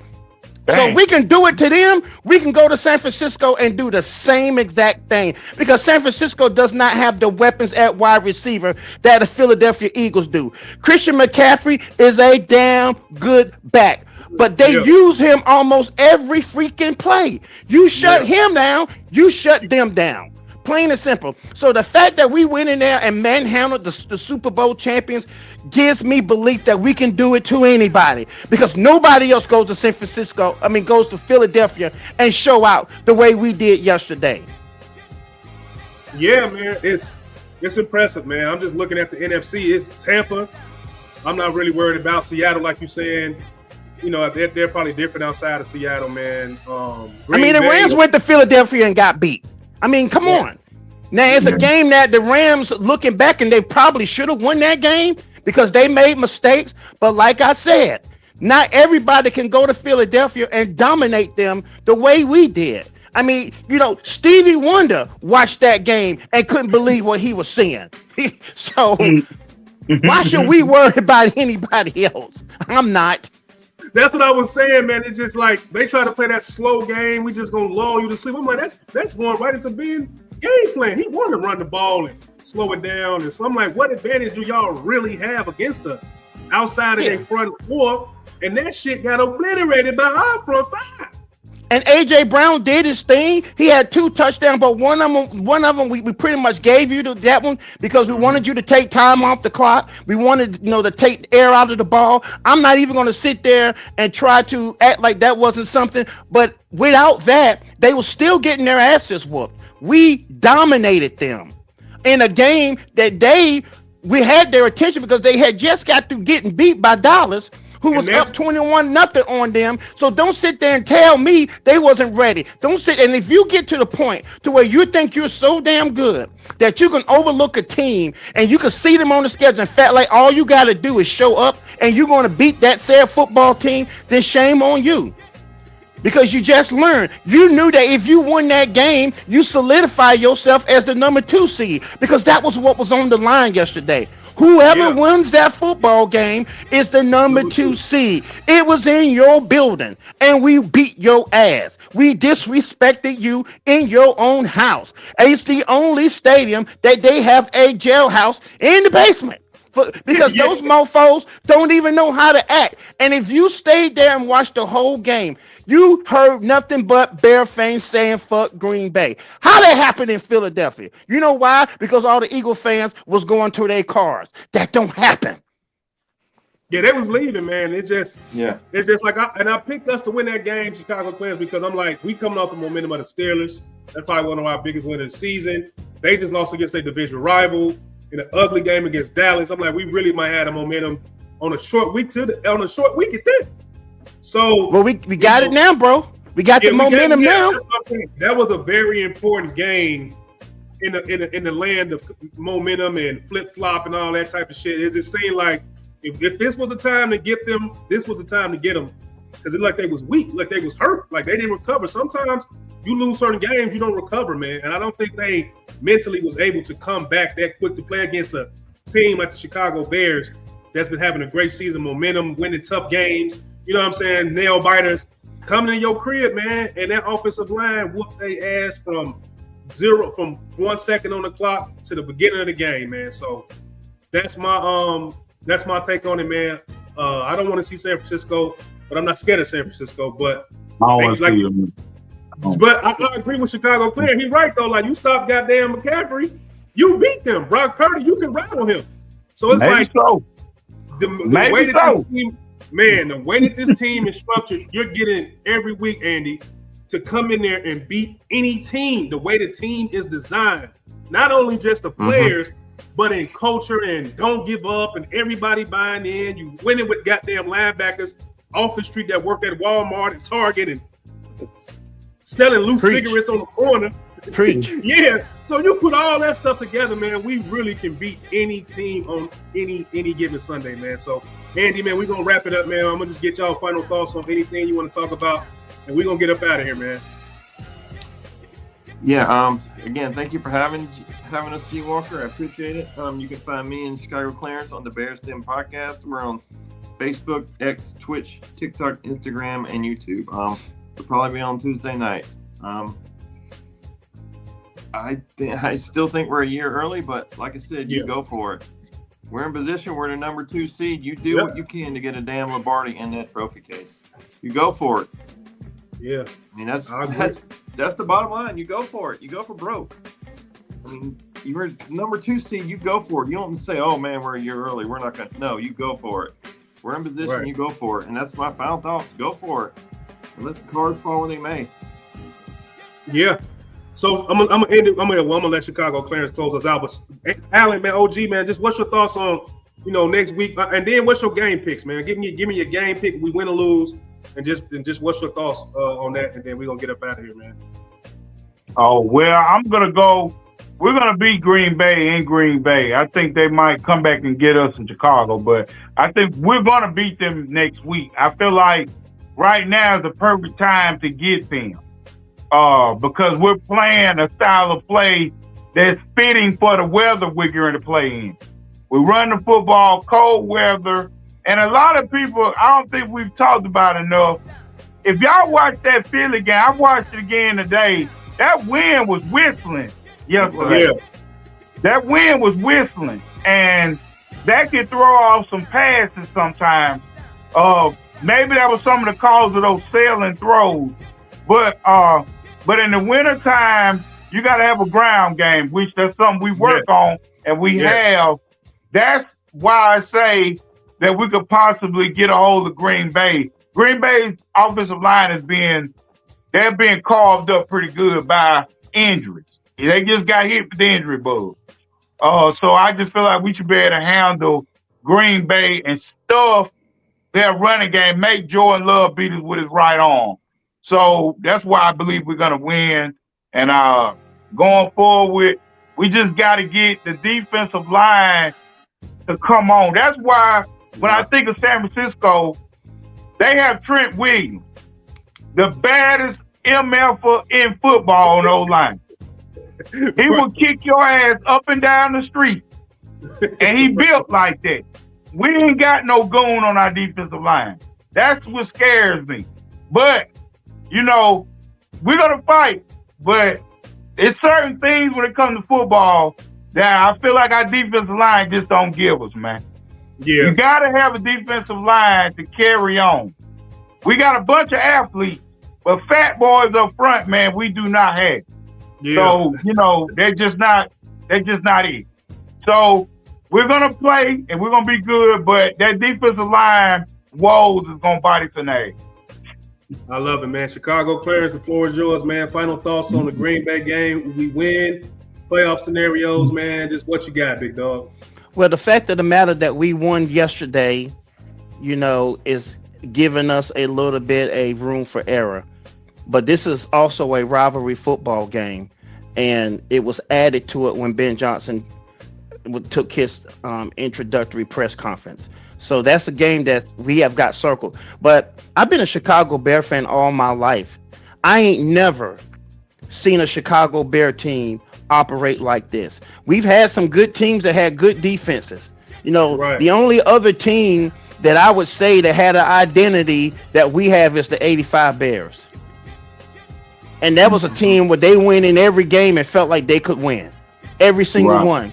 This football team, because of our head coach, has that same belief. Now, we don't have the same talent, so don't get me wrong. I'm not comparing the two teams. I'm just talking about what has gone into the construction of this football team and inserting a guy with the charisma and the competency and the know-how like Ben Johnson. The fact that we finally got somebody that can go in at halftime and make adjustments. The fact that we finally got a head coach that holds people who are not doing their job accountable. And no matter who you are, if you ain't doing your job, you go sit down.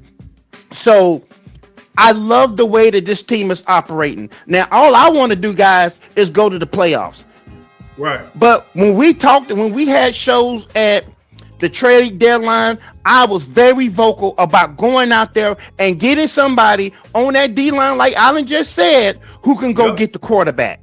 Because in the playoffs, you're gonna have to be able to get the quarterback on the ground. You're gonna have to be able to have the ability to speed his clock up and make him throw the ball sooner than he wants to. But if we allow anybody, and I mean anybody, to sit back in that pocket and just throw us apart and tear us apart, everybody who's in the playoff picture right now can do that.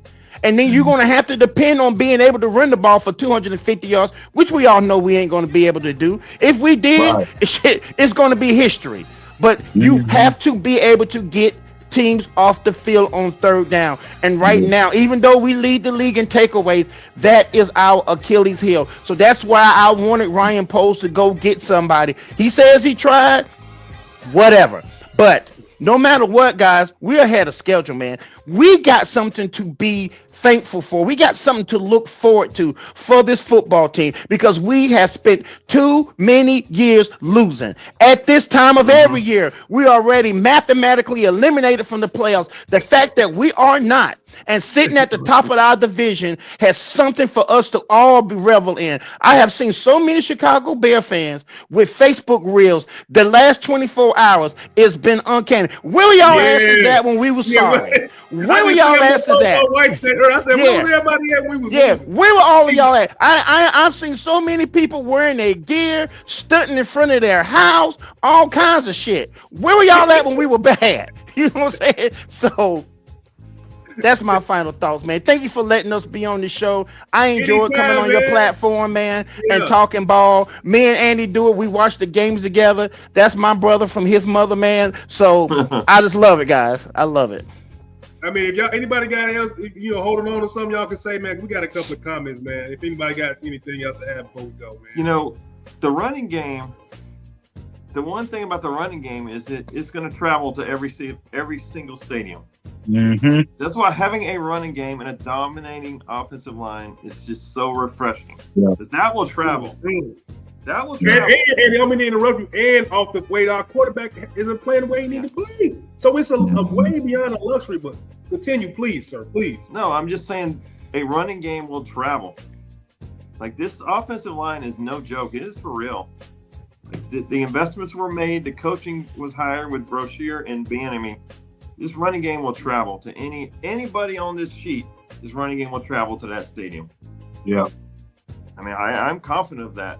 Like, we just gouged a Super Bowl team from last year. Gouged them. Embarrassed them. I mean, this running game will travel. Our Achilles heel is just our defensive line.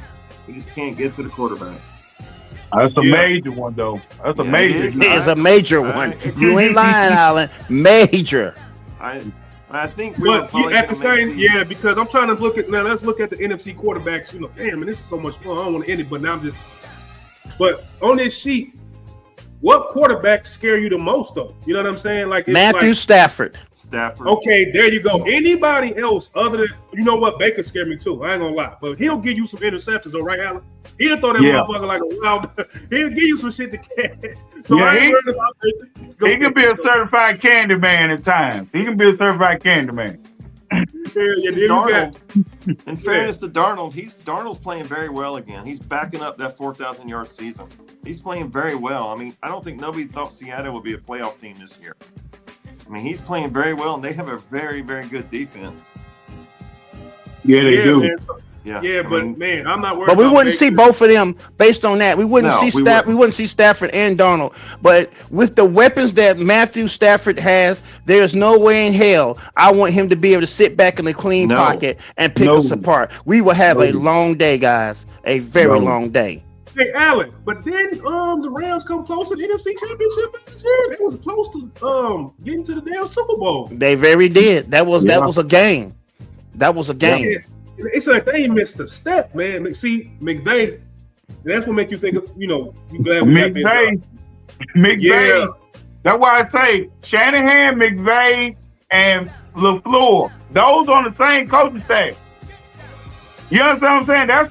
They come from the same tree, and all of them have identical madness to what they do. Like Ben is in that thought pattern. Like, I don't think Ben go home until Sunday night, and he come back Monday morning. He is not at the house during the week. You can't tell me. Yeah, him and his wife eat pizza at Hallis Hall. Ain't no way in the hell the way he coaches that he goes home every night. I don't believe it. He go home on Sunday night after the game. He ain't coming home. He got his own room in Hallis Hall because that's what you have to do to change a culture. You got to be in there when the players like, damn, coach, you need to go home. You remember what he told the third string quarterback? He said, what you going to do this weekend? He said, I'm going to be here. It's like, damn, what else you going to do? No, that's the coach you got to have. He's setting the standard. You going to get in here and you going to come to work. I need work. If you don't want to work, get the hell up out of here. He take that shit personal, man. He take that shit personal. You ain't matching energy. But we got Luke saying Ben is a top 5 head coach in the NFL. If we win a playoff game, he should take he should be talked about as a potential Sean McVay level coach. Oh, for sure. He's a better head coach than the offensive coordinator. Yeah, I don't know. He might be both. He might be elite at both. Only thing that's probably holding Ben back is his quarterback right now, just honestly speaking. Yeah, Caleb ain't caught up to his coaching. Caleb has not caught up to his coaching because those plays, he has been scheming people open, and our quarterback is not making those throws. Once he does, we're going to be a problem, fellas. We are going to be a problem. Yeah, because a lot of times, Andy, like I told Al, I like when Ben give him a 2nd and 1, but he could give him go ahead and throw this motherfucker 8 yards, and because you got it grown, and you got to give him a chance to be clutch. Like 2nd and 1, he throws the ball, but Ben call a play call. I love that. I love it because it's in the she telling Caleb, look, it's short distance, it's 2nd and 1. You should be calm, you should be collected. Throw this damn ball to the sticks and give us a 12-yard completion. Ben does that shit for Caleb twice or 3 times a game, and he's been inaccurate as hell in them short distance situations, bro. So. Like we were saying, he gave you 36 times to show you what you got, bro. And Allen was right, man. He gonna take the damn ball away from you, man. Yeah, you know and he's to the old line. I would too. Line, Claire. Yeah, I would too. And like Andy said, one of the reasons why the people has been sleeping on the Bears is because our inability to put teams away. But Caleb Williams is the reason why we didn't blow the Giants out. He's the reason why we didn't blow the Raiders out. He's the reason why we didn't blow Cincinnati out. You have got to put people and step on people's necks when you get the opportunity. Your defense is leading the league in takeaways, and somehow you have played 6 close games, 1-score games, and you're 5-1 in them. But come on now, we had no business having 6 close games. We should have beat the shit out of Minnesota the first game we played them. The way that we had McCarthy shook.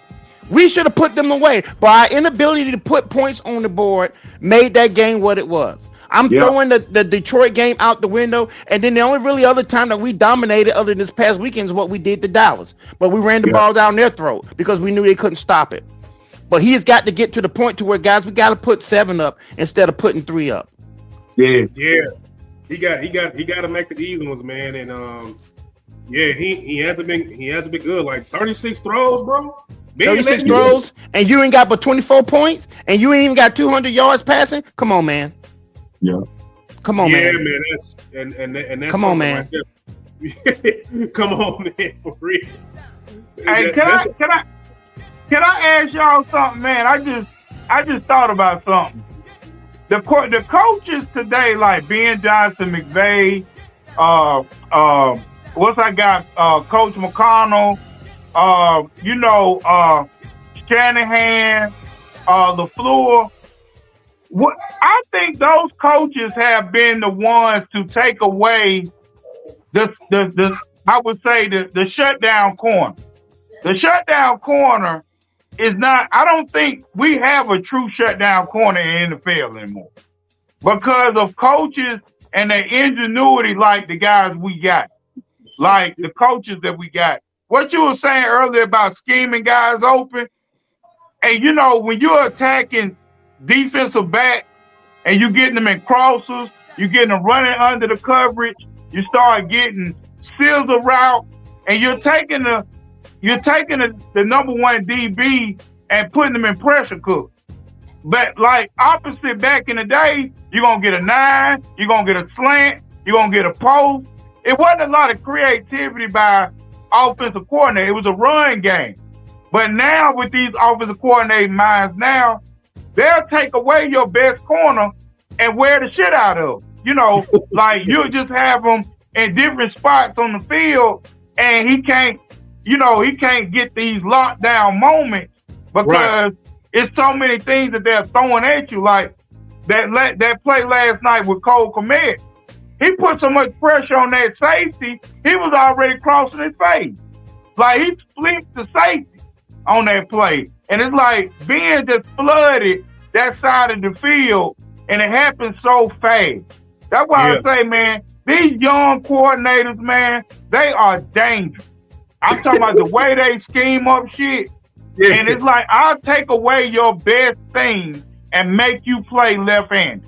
And that's what these guys are good at. And they scare the hell out. Well, you know, you're right. The creativity and the ingenuity of these guys drawing up plays has been something that's revolutionized the sport. Mhm. But the reason why we don't have a shutdown corner, in my opinion, is the NFL rules won't allow you to. Deion Sanders and Champ Bailey and all those guys would not be what they are in the Hall of Fame in today's rules. The fact that you can't touch a player after 5 yards, you can't do this, and they are just itching in tight coverage to throw a flag on your ass for pass interference. Now in these days, it's uncanny. I mean, some of these pass interference calls, which is the reason why they toyed with the idea of being able to challenge it, but they can't police it. But it's just so loose, and what the interpretation of what a corner can do or cannot do in the infant of being able to score points in the NFL, the NFL rules has destroyed the art of defense, which is the reason why if you can have a top performing defense now, that's the guy who's really showing ingenuity and being able to scheme against the offenses, because everything is stacked against the defense now this day and time. Everything. I mean, look at some of the roughing the passer calls. I mean, goddamn. I mean, old boy bumps into him last night and they throw a flag. For God's sake. I mean, come on. Which is the reason why they were able to get their first touchdown on the board, because we had him getting ready to get him off the field. He bumps into him, roughing the passer. I mean, the NFL rules is a joke on defense.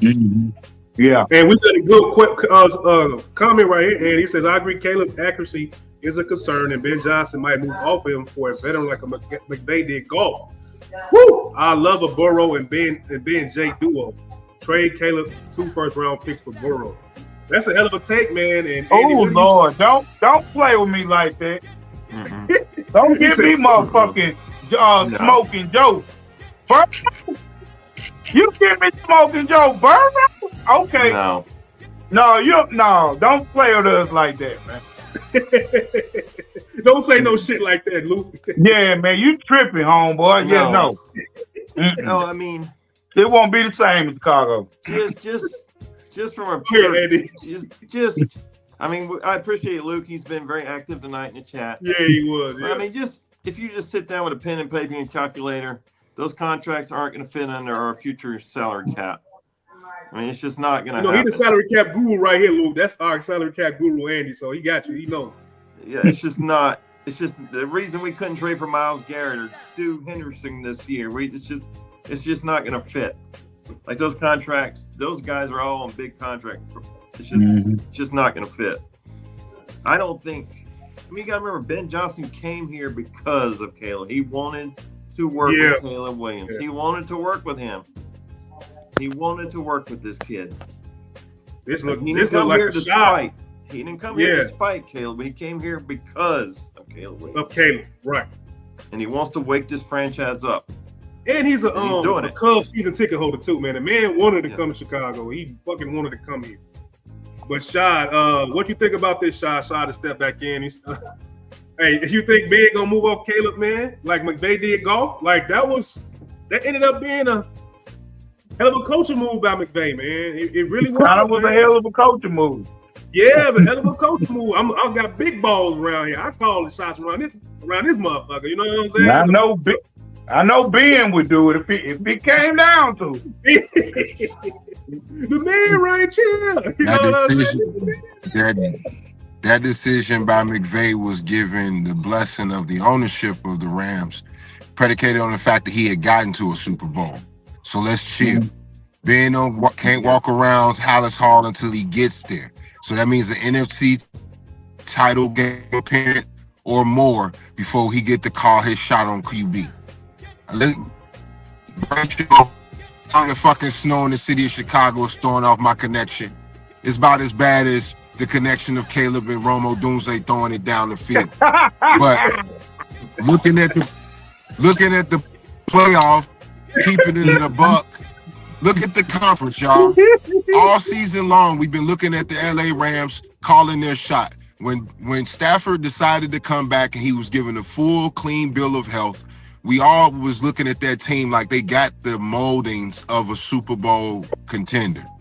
Their defense is top 10. It's nothing to fuck with. and they can run the rock on anyone, a la Ben Johnson style, because McVay has a great run scheme. You look at the NFC West, honestly, San Francisco and Seattle are the same teams. The only difference is Seattle's defense is playing top 10 right now. Andy, I don't know if you believe in that defense yet because they don't have a number one star, but they got guys at every level that is playing all pro level. To me, the difference is going to be what unit differentiates themselves in that conference. And right now, Chicago's got a unit that takes the ball away more than any team in this city since Lovie Smith. And if we go back and look at that Lovie Smith team, they had a Rex Grossman and a Kyle Orton-led unit that won double-digit games. So even though the quarterback currently isn't mature to the second level of Ben Johnson's playbook, you can sustain winning. My point to Guy and Coach Allen was that I'm ending the conversation this year about quarterback development because right now you're in the thick of things in terms of winning something in the current now in the NFL. And you can't gamble that based on the predication of you still trying to develop your quarterback throwing it 36 times a game when it's not necessary.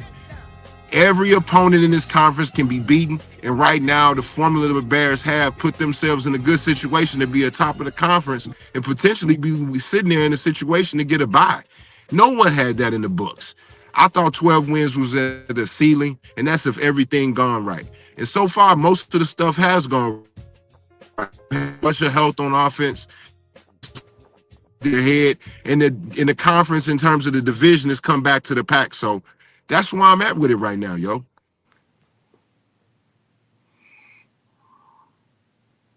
Going to be heated. Like you can argue both guys. Like you can argue both guys. Like Vrabel and Johnson. I think I would give it to Ben Johnson because he has changed the culture. I mean, New England has won a lot of Super Bowls in everybody's memories, but Chicago's not done anything for a long since '85. So I would give it to Johnson, maybe 51% to 49%. Is that close in my mind between them two?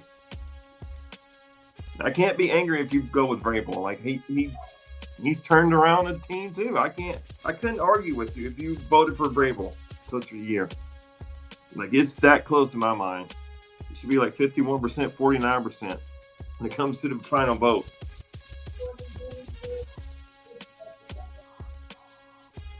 And shout out to Shaw for bringing the graphic in here, man. I was looking for playoff scenario stuff, and I was putting the Packers stuff in here, man. And Shaw came through with some graphics, man. So shout out to Shaw for bringing this in here because I wanted to see what the playoff scenario looked like, man. He said Ben is doing it with an accurate QB. So, yeah, you might have to give a check off to Ben for the Coach of the Year just for that alone. And then I think Vrabel come from the Patriots anyway, man. He might know the Patriot way. Yeah, he went back home for sure. No question. He went back home. And what's the Bears' way? You know what I mean? We didn't have a way. Ben made one. So if you coming up and you thinking about who's coming into a situation of already pedigree, he come from New England and he went back. Ben don't come from that. Ben had to build this shit literally from the ground up. You know what I'm saying? So I will get an edge to Ben Johnson because like my man Luke said, he's doing it. He's doing it with an inaccurate quarterback, bro. If that don't tip it over to Ben Johnson, I don't know what will, bro. But I don't think you can go wrong picking Vrabel because a lot of people, then you want Vrabel, Chicago Clear? Then you want Vrabel? You wanted Mike. I absolutely did want Mike Vrabel. I absolutely did because at the time I wanted somebody that was going to be able to come in there and change the culture of a football team that was lost. And it was coming apart at the seams, you know, with the stuff that we had. The team didn't have any discipline. They had to go to ownership and this and that and talk about wanting to be coach hard and the incompetence that we were showing and picking our assistants and whatnot. But it's one thing that nobody has mentioned on here that I think that we have to shed some light.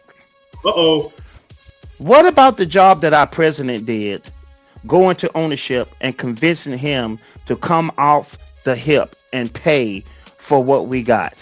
We ain't never had that. That's the reason why that was one of the reasons why we didn't get Harbaugh in there because we didn't want to give Harbaugh $10 million. So the fact that he was able to get in there, now I'm going to complain about them not getting the stadium done. But I mean, that's still on my name. I mean, I'm still pissed off about that. But the simple fact that he was able to go in there and pay and convince him to pay, because we had to pay Matt Eberflus and those guys to leave. You know, we were still making payments on Matt Nagy and them. We had to pay all of them to leave. And then to get them to pony up $13 million to hire Ben Johnson, who's a first-time head coach, and then go in there and have to pay his staff. That's a lot of money they had to shell out. So I can imagine what those behind closed doors meetings were like, getting there, and we finally looked like a functioning franchise. Yeah. Other than the stadium deal not being done. But Yeah, Kevin Warren, man. Kevin Warren, and that's Allen guy, man. Big draws, overalls, Kev, man. He come with a lot of pedigree too. Chicago. He come with a lot of, like, when he's peaked, motherfuckers listen. You know what I'm saying, Andy? Like, that's a guy, bro. That's a real football dude, man. Commissioner in college, like, that's a guy. That's not anybody you just hired off the street. You know what I'm saying, Andy? Like, Kevin Warren come with a lot of weight, Allen. You know what I mean? Mm-hmm. And he finally convinced them to fire a coach mid-season. Something we never did. I don't know if we did that if we didn't have Kevin Warren here. Yeah. I think Matt Eberflus may have finished out the season if Kevin Warren wasn't on the staff. Yeah, because the fact that he spoke into the old man ear, McCaskey got him to do it. I think that the way that Kevin probably communicates with McCaskey was what's been missing all these years. It's sometimes it's not what you say, it's how you say it. You know what I'm saying? That's a billionaire, bro. That's a billionaire. You got to get somebody of a stature that he can respect in regards to someone being equal to, at least in a experience standpoint, man. Like, you got to. So when I'm pretty sure Kevin was just talking to him, like, you know what I'm saying, on that level, man. Like, for real. Can I interject something, man, about this, man? Kevin Warren was the Big Ten commissioner. That job is 20 times harder than the Bears job. You got to get all those schools. He has so many additions to the Big Ten under his watch. And you're dealing with schools and boosters, children, teachers, professors, academic personnel. They are very staunch in change. If you go to the education department, they don't like change. They've been running the same way for 150 years. So that's just the way it is. So this man has had to deal with that. And now he goes and gets to a dude that's inherited a franchise, not a pillar of the franchise. So, so he know how to work the words. He understands the language and the vernacular that goes with that type of job. They can, like you say, command change, and he can use words that's non-threatening but assertive. Yes. You know what I'm saying? Like, I need this done, but take your time, big dog. But I need this done. It's simple things that say, man, look, I need this, I need that. Now you're going to be erratic, and now the guy don't want to give you shit. So Kevin know how to work the lane. He know how to work the phone. So I like Kevin in the way he deals with people. Yeah, you could tell by the way he talk. Like, he mean what he say, man, and you got a presence about him, man. And he's Kevin Warren, man. Let's get that stadium done. Let's get that done. Yeah, let's break ground. Hey, this a blue and red issue in Chicago, man. This shit ain't got nothing to do with Kevin Warren. This is a blue and red thing, bro.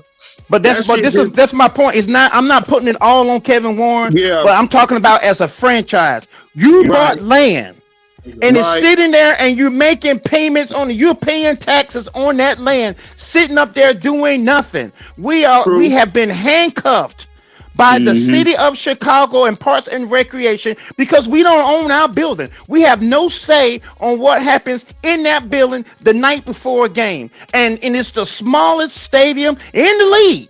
It's unacceptable. That is unacceptable.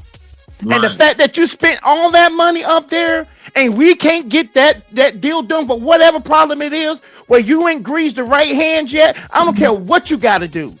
Get that stadium deal done so we can continue to look like a professional franchise. Because the Washington Commanders is getting ready to build their second stadium, and we still stuck in Soldier Field. Yeah. And we got Luke saying it's politics. Chicago isn't Minnesota. A lot of taxes involved. And Arlington Heights went to court over it. I think they came up with a tax deal, though. I think. Correct me if I'm wrong. Bears and Arlington Heights went to court a couple months ago. Yeah, they missed the deadline or something last April to have shovels in the ground. And I think they got to get voted on again. But I think it was really, really close. You know what I'm saying? I can look it up real quick and we can get up out of here. Hold on. I'll look it up.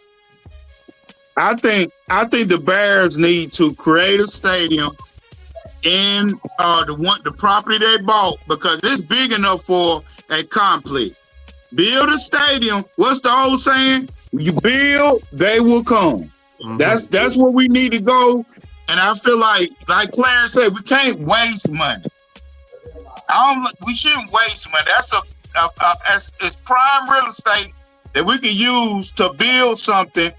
Hell, Kevin Warren got connection with the Big Ten. We can get some bowl games there. You know, it's a lot of things they can do there. Yeah, you can build that up. Hell, you can say Northwestern, DePaul, whatever. Hey, we want y'all to be partners and y'all play on the stadium every week. You know, get with Indiana to play some of the game. You can do it. You can do it. And we went to the site. The fight. Yeah, go ahead, brother. Let me say this. Ted Phillips signed and brokered that deal for Arlington Heights, which is why I think he got fired. Now, my son is in the back. He's pissed off too, because I think that it's a travesty that the Bears won't be playing football on the lakefront. It was one of the greatest locations in the history or in the establishment of football, because it created an environment unlike any other city, man. There's only 5 Great Lakes, and you had a stadium that's sitting on the crown of it. And to bring a Super Bowl back there and reinvest into the stadium that you have built already and cut the check to the city, and then you don't have the park district down your neck when you want to do things to your own stadium. So for me, it cuts 2 ways. I never wanted a stadium in Arlington Heights, so I'm not going to hold Kevin Warren to the sword because of what Ted Phillips did before he walked through the door. Now, McCaskey's probably not going to eat that paycheck because of the simple fact that family is not littered with cash. So they're going to have to flip that or turn into some type of real estate development project, which is cool because multiple owners do have multiple real estate endeavors that back their current or primary ownership within their team. So the smart thing would say, hey, Jerry Reinsdorf, you need a new stadium? I'll sell you this land. You can build a White Sox stadium out here. We'll take your money and the tax cut and stay on the lakefront. That's what should happen. That's what Kevin Warren, I believe, wants to happen. But because right now, even though he has the backing of the mayor, there's nothing going on downstate. So I can't hold him to the cross for the stadium and that stuff. Yeah, my son, he feel the same way. But And look, I got a video up here. They're gonna talk about it, about what's going on. It was like about a week ago, but I'm gonna press play, man. Y'all make sure y'all turn y'all stuff up, man, so we can all hear it, or you can hear it on your own personal device. I'm gonna hit play. 3, 2, 1. Developing now new look tonight at a possible Bears stadium in Arlington Heights. New numbers about just how much money it could generate for that village. But as WGN's Jenna Barnes reports now, one key component could still hit a snag in Springfield. Well, it does not appear that the tax bill Arlington Heights is depending on to move this stadium project forward will be a priority for Springfield's October veto session. But the mayor says he's confident it will get done. Certainly everyone's making their case. The Bears, they're having meetings with legislators. At a town hall event with state representatives, Illinois House Speaker Emanuel Chris Welch addressed the push to build the new Chicago Bears Stadium in Arlington Heights. Architecture firm Manica just releasing new images of what it could look like. In the past, there has not been the support for helping the Bears. But there is some support in Springfield for the mega project bill that provides tax certainty for municipalities like Arlington Heights and the owners of huge developments like the Bears by allowing them to negotiate tax agreements. Oh, let it go off, y'all. Hold on, let it come on. Do it in a normal fashion where the Cook County assessor assesses it based on the value. It's unaffordable. So the park district, the school districts, Arlington Heights, Cook County, everybody has a seat at the table to design what those taxes are in this mega structure program. It's bullshit. That's how this gets done. Arlington Heights out with a new economic impact Hold study on. that Oh says my the stadium God. Let me development pause this. could Hold bring on. the village 50. Hold on. What? And see, that's where my criticism right lies. You know, God. it wasn't about me holding Kevin Warren accountable. It's the simple fact of the matter is the Chicago Bears went and bought land to get a stadium done before all of this was ironed out. That's not how a professional football franchise or any franchise behaves. Now, I, for one, want the stadium up there because I think that the Bears can generate billions of dollars for themselves. I don't know if you guys ever been to Atlanta, but they got something called the Battery. They print money based on that. Their stadium is there. They got hotels there. They got bars there, and it all belongs to the Braves. The Chicago Bears can do the same thing. For the second time in my life, I visited Chicago last June. For the first time in my life, I went into a team store. It was embarrassing how small that team store is. Embarrassing for a football franchise, especially a staple football franchise, to have a team store the size of a damn closet. And it's because we don't own that building. And that's just what it boils down to. Now, it's great to have that stadium on the waterfront. So I'm with my man there. But at the same time, when you don't own your building and you can't dictate what happens at that building, you can't make any money off that building. You are basically a glorified tenant. It's unacceptable. It is unacceptable. Let's see what else. Let's see what the rest of the video say real quick. Hold on. Let me see if I can hit play. Here we go. $15 million in tax revenue every year, in line with the Bears economic impact study that estimated $18 million in annual revenue generation for the village. 15 million is a big number for any community, and that's just the starting point, right? This is a piece of property that's going to grow well past its boundaries. The mayor compares the possible sprawl to Wrigleyville with this $5 billion project that includes retail and offices, housing and hotels. The Bears. Hold on. Did y'all see that? Hold on. Let's see. Hold up. Oh, my bad. I got to go a little bit further. My fault.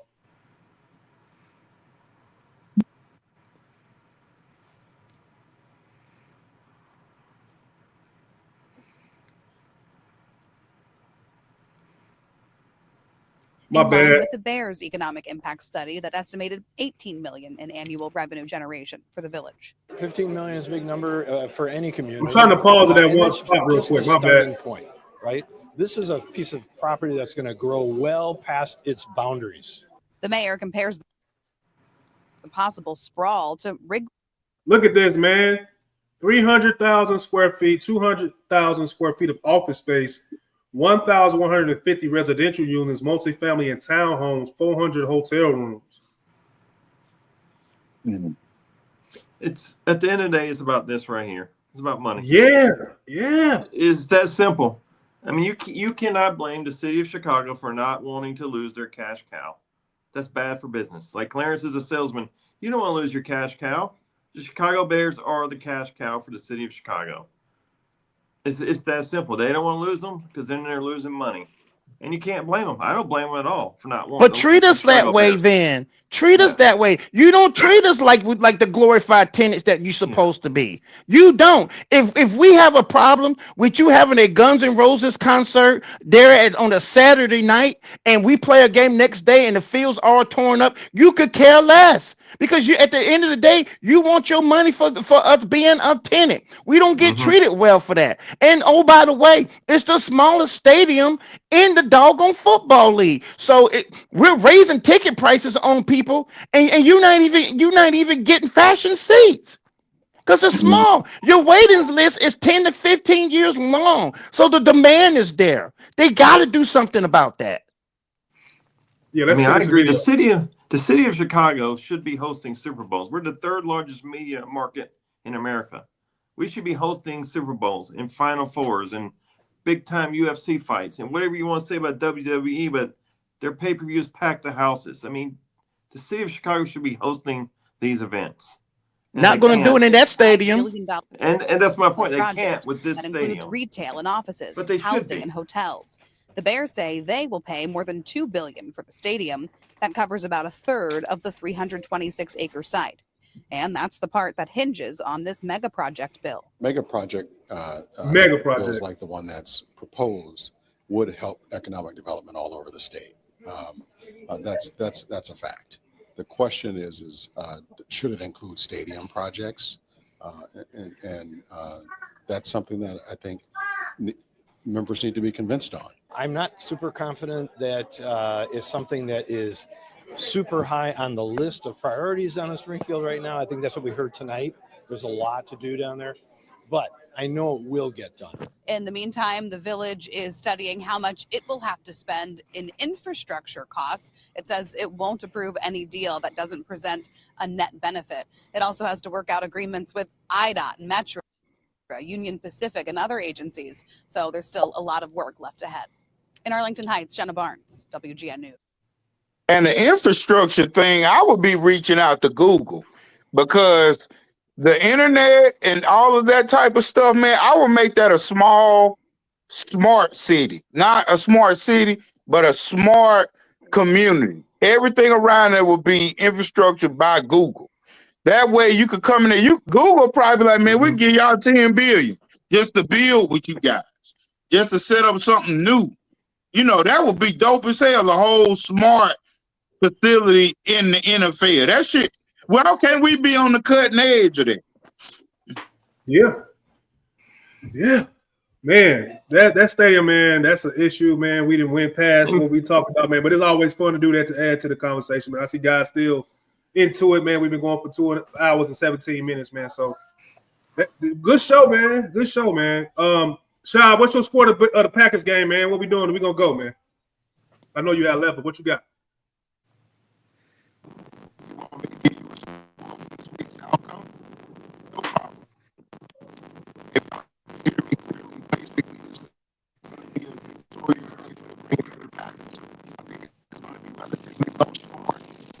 We're gonna assume he's saying Bears win. He breaking up real bad, Shah, man. It's okay. We're gonna end the stream, Shah. We're gonna end the stream, man. Anybody going against the Bears before we go? Anybody? No. Yeah, I think we win.